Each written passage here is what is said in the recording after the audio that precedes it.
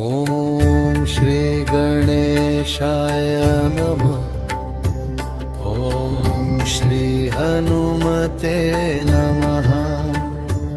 ॐ पञ्चमुखी हनुमते नमः।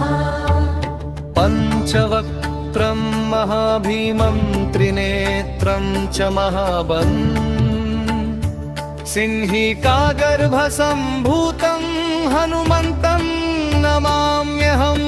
ॐ हनुमते रक्ष रक्ष सर्वतो माम्। ॐ हनुमते रक्ष रक्ष सर्वतो माम्।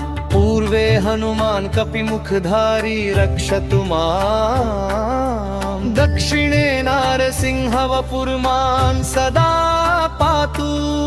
पश्चिमे गरुडरूपवान् रक्षतु। उत्तरदिशि वराहरूपः सदा रक्षतु माम्। पूर्वे हयग्रीव विग्रह पातु मे शिरः।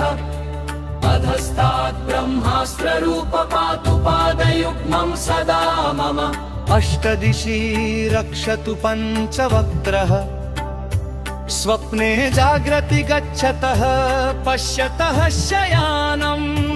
पश्यन्तं हसन्तं चलन्तं सर्वदा रक्षतु हनुमान् महाबलः। ॐ अञ्जनीसुताय महाबलाय रामदूताय नमः। ॐ किल्किलाय वीराय विक्रान्ताय नमो नमः। ॐ भूतप्रेतपिशाचादिनाशाय स्वाहा।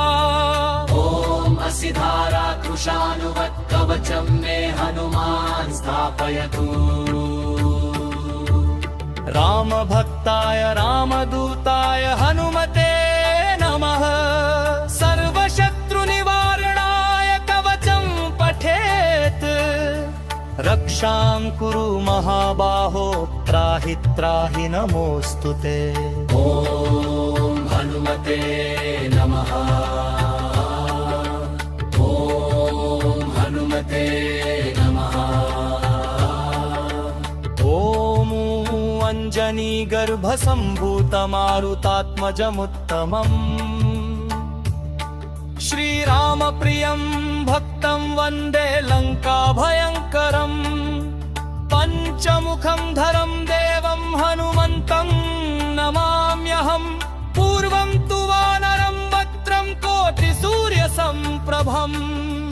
दक्षिणे नारसिंहं च भयनाशं सदा स्मरेत्। पश्चिमे गरुडं वक्त्रं वक्रतुण्डं महाबलम्।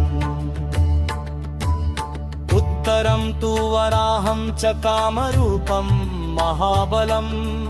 ऊर्ध्वं हयग्रीवमुखं शङ्खचक्रगदाधरम्।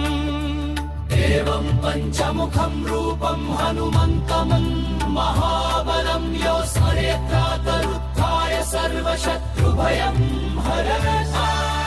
नाशयेत्तु स्वप्नं शुभं दुष्टग्रहसमुद्भवम्। अभिचाराणि सर्वाणि मन्त्रतन्त्राणि भूतले। सापराधं न मुच्येत्तु पञ्चवक्त्रं हनुमतम्। किं यं चिन्तयते कामं तं पन्थानोत्य संशयम्। श्रीराम जय राम जय जय राम। श्रीराम जय राम जय जय राम।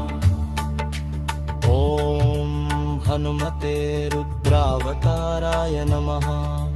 ॐ हनुमते रुद्र